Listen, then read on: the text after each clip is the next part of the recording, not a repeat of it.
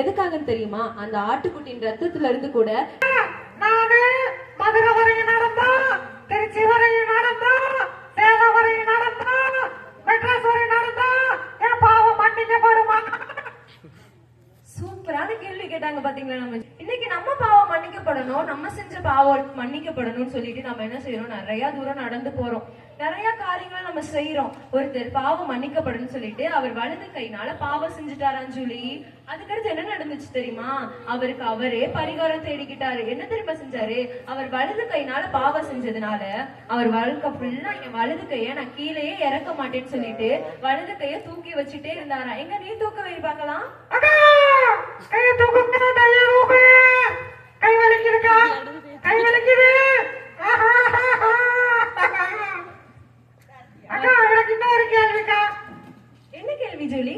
நான் பாவம் பண்ணிட்டேன்னா ஏதாவது நதியில, ஏதாவது குளத்துல, என் வீட்டுல லைவாய் சோப்பு போட்டு குளிச்சா நான் பண்ண பாவம் எல்லாம் போகுமாக்கா? சொல்லுங்கக்கா, சொல்லுங்க. அப்பாடா, எந்த தண்ணியில குளிச்சா பாவம் போகும்? லைபாய் சோப்பு போட்டு குளிச்சா பாவம் போயிருமா?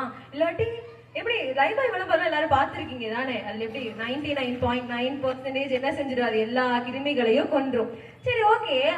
சோப்பு போட்டா, மார்கோ சோப்பு போட்டா, டெட்டால் சோப்பு போட்டாலும் போகாதா? அப்பாடா, எல்லா Dettol soap, Margo soap, Lifebuoy soap, இப்படி எந்த சோப்பை நீங்க பயன்படுத்தினாலும் உங்க வெளியில இருக்கிற அழுக்கு வேணா போகுமோ தவிர மனசுக்குள்ள இருக்கு கண்டிப்பா போகவே போகாது. பெட்ரோல் வாங்கி குடிச்சா, டெட்டால் வாங்கி குளிச்சாலும் டெட்டால் வாங்கி குளிச்சாலும் சரி, டீசல் மண்ணெண்ணெய் குடிச்சா செத்து போவா பேசாம? சொல்லுங்க, சொல்லுங்க, முதல்ல சொல்லுங்க, சிரிக்காம பேசுங்க. நீங்க லைபாய் சோப்பு போட்டாலும் சரி, ஏன் மண்ணெண்ணெய் போட்டு நம்ம குளிச்சுட்டாலும் என்ன செய்யாதுன்னா நம்ம பாவம் கழுவப்படாது.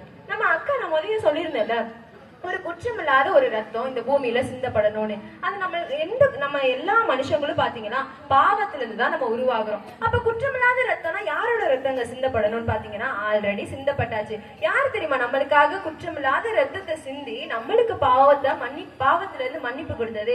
ஏசு கிறிஸ்து தாங்க. ஏசு கிறிஸ்து 2000 வருஷத்துக்கு முன்னாடி அவர் கடவுளா இருந்தவர் மனுஷ ரூபம் எடுத்து நம்மளுடைய பாவத்தை மன்னிக்கிறதுக்காக அவர் மனிதனாக மாறினார். இந்த உலகத்துல பாத்தீங்கன்னா இப்ப நம்ம ஏதாவது தப்பு பண்ணிட்டோம்னா ஒரு லாயரை கூப்பிடுவோம். லாயரை கூப்பிட்டு போய் என்ன செய்வோம்? நான் எந்த தப்புமே பண்ணலன்னு சொல்லிட்டு வாதாட விட்டு நம்ம வந்து அந்த கேஸ்ல இருந்து நம்ம ரிலீஸ் ஆகி வருவோம். ஆனா உலகத்திலேயோ மொத ஜட்ஜு